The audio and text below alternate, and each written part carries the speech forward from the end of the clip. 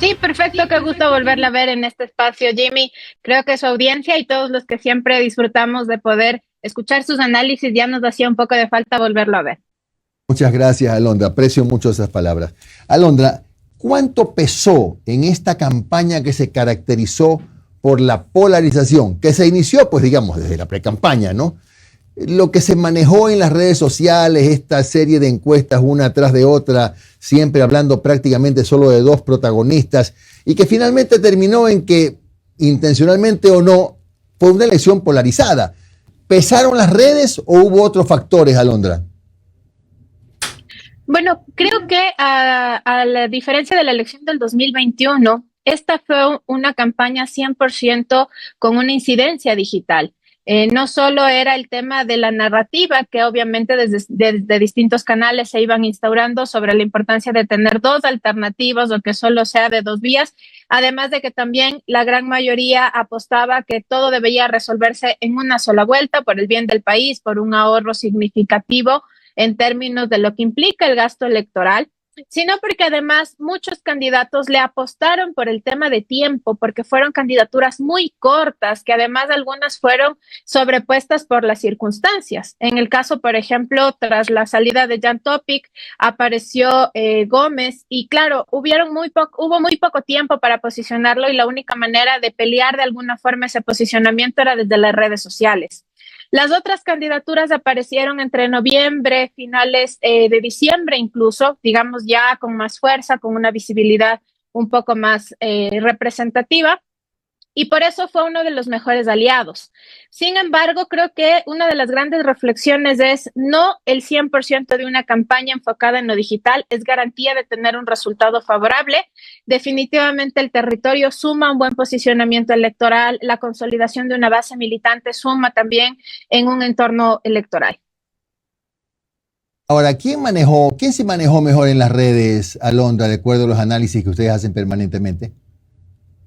Nosotros evaluamos tres niveles importantes en la conversación digital. El primero es la huella de los candidatos, que son las cuentas oficiales, donde ellos obviamente generan decenas de publicaciones, en algunos casos centenas de publicaciones.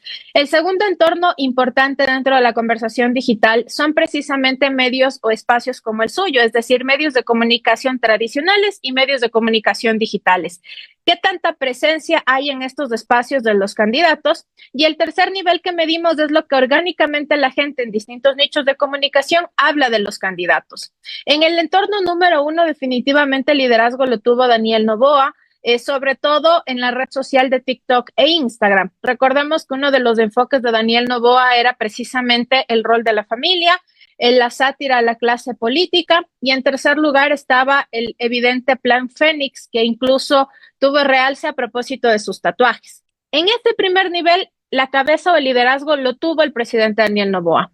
En el segundo nivel, que son medios de comunicación tradicionales y digitales, es donde logra consolidarse Luisa González a partir del 30 de enero.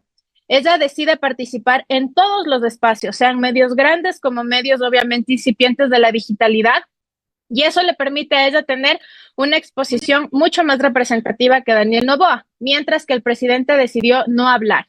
No hay registro de un espacio donde se le haya podido entrevistar por fuera de un guión o por fuera también de un esquema de entrevista tradicional. Al cierre de la campaña, es decir, el jueves previo a las elecciones, lo vimos en un espacio más un poco abierto con Jorge Yunda, donde no se abordó nada de su gestión, sino más vale su rol familiar y eso le perjudicó en el posicionamiento de su candidatura. Y el tercer nivel, que es lo que la gente estaba hablando en ese momento, fue un entorno bien trabajado también por la candidata de la Revolución Ciudadana, Leonidas Diz, Andrea González Nader, que por temas coyunturales iban generando conversación en otros factores no necesariamente políticos, pero también fue un perjuicio para el presidente porque los últimos días de campaña, pues los escenarios que vivimos fueron de alto impacto en niveles de inseguridad.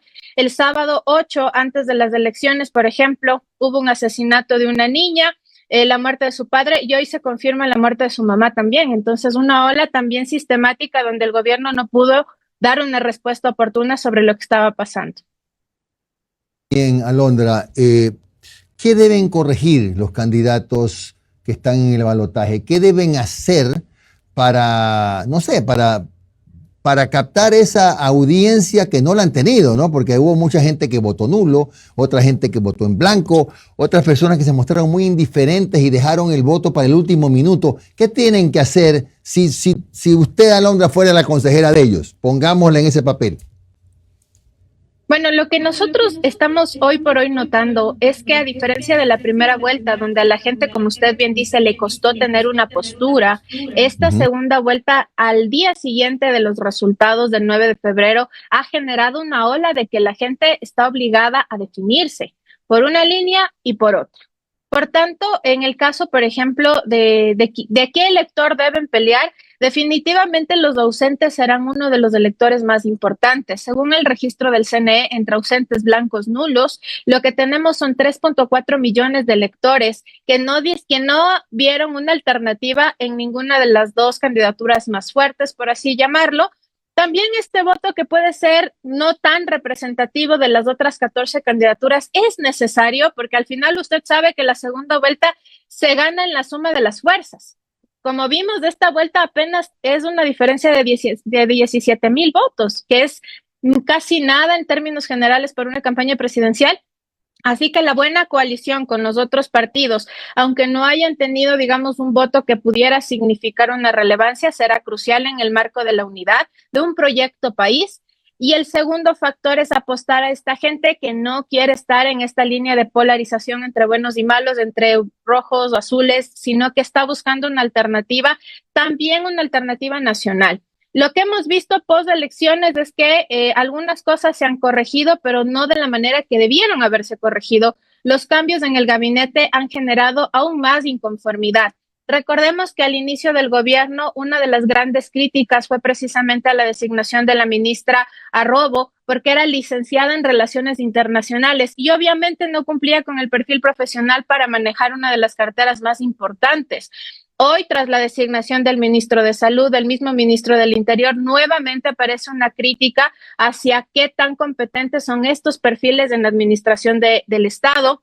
Y ahí tendrá el presidente que tomar decisiones muy rápidas de tener un equipo probo que además pueda elevar la gestión que él tiene, porque uno de los ausentes en su campaña fue precisamente reivindicar la gestión y eso tendrá que fortalecerlo para ganar y convencer a los electores, que incluso que votaron por él pudieran desencantarse porque tenemos alrededor de 24 muertes diarias. Y eso es grave y pone en evidencia que aunque en comunicación el Plan Fénix tenga un alcance positivo en términos de gestión, la gente esté preocupada. ¿Cómo estás? Muy buenos días. Camila Piedreita te saluda. Con todo el análisis que nos acabas de dar acerca de las estrategias y cómo están estos dos candidatos, a mí me gustaría saber desde tu punto de vista si es que se está configurando un voto más bien regional y no ideológico. No, el tema de estos regionalismos que han puesto en tela de duda la capacidad de racionamiento de los electores son conceptos muy poco adecuados para una campaña como esta. Definitivamente algo que hay que reflexionar y que al correísmo también le corresponde evaluar es que si bien es cierto en esta elección tuvo y logró consolidar su techo habitual, que es del 33 al 35% en voto, y este 8% diferencial que le permitió pasar a segunda vuelta es un voto ideológico. Es un voto de las izquierdas que incluso han tenido banderas rojas con ellos mismos y tendrán que hacer un ejercicio de autorreflexión, de autocrítica de que no todo el mundo es enemigo de ellos. Si no logran articular un marco de discurso de unidad, también se les será complejo poder crecer en voto. Hoy, por ejemplo, Leonidas Diza ha mostrado una postura abierta de escuchar.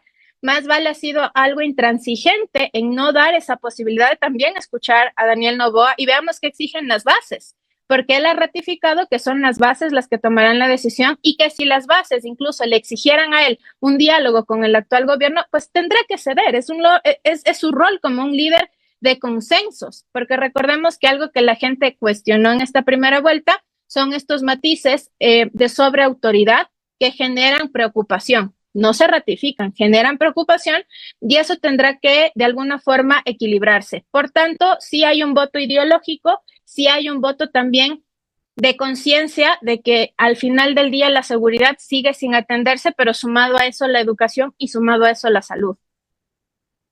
Última consulta, Alondra.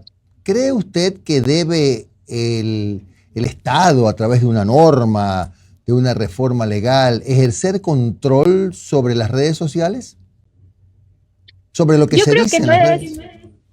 no es momento para poner límites a la capacidad de opinión de los electores. Al final, eso sumó muchísimo en la exposición, no solo de las dos candidaturas, sino en la exposición de que algunos candidatos lograron potencializar.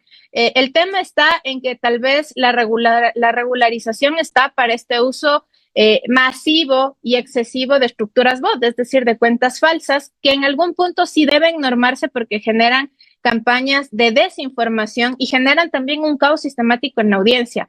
Pero de ahí limitar el acceso, que la gente opine o no opine, creo que no es necesario. Mire usted lo que pasó en Estados Unidos ante el inminente bloqueo de TikTok.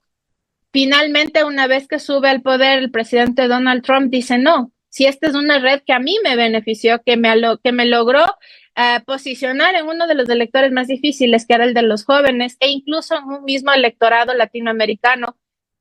Entonces, no creo que ese sea el debate frente a limitar la capacidad también de agencia que tienen hoy los usuarios. Limitar, sí, la incidencia de estas estructuras, empezar a hacer un proceso de fiscalización, porque el daño a la honra es significativo. Y un dato importante es que, por ejemplo, de las dos candidaturas que recibieron ataques constantes con fake news y la intervención de cuentas falsas, la candidatura más afectada fue la de Luisa González. Ella recibía de 3 a 4 ataques sistemáticos en redes diarios, mientras que el presidente Daniel Noboa de 2 a 3. Entonces, esto sí creo que es necesario regular, porque al final también los candidatos que no tengan la capacidad de agencia o de regulación o de monitoreo, pues se enfrentan a ser deslegitimados en cuestión de horas.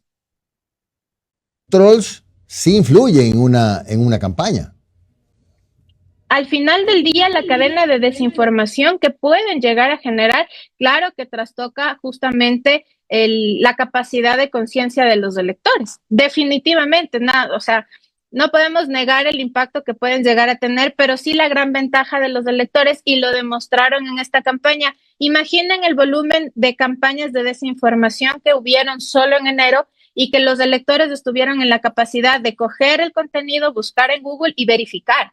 Fue maravilloso. Yo creo que eso hay que felicitar a equipos como el de Lupa Media, que hicieron fact-checking y que ayudaron muchísimo en este tema de la desinformación sistemática en medio de la campaña. Hubieron Plan Match, que también es una plataforma donde la gente se informó sobre los planes de gobierno de los candidatos. Hubo un lado positivo sobre la regulación del contenido y de cómo este contenido era de alguna forma desvirtuado por este tipo, por ejemplo, de actores que hicieron un buen rol en campaña. Gracias, Alondra Enrique, siempre valiosa su presencia aquí. Un buen día, Alondra, abrazo. Muchísimas gracias. Qué gusto verles, igual a usted y a su audiencia. Gracias.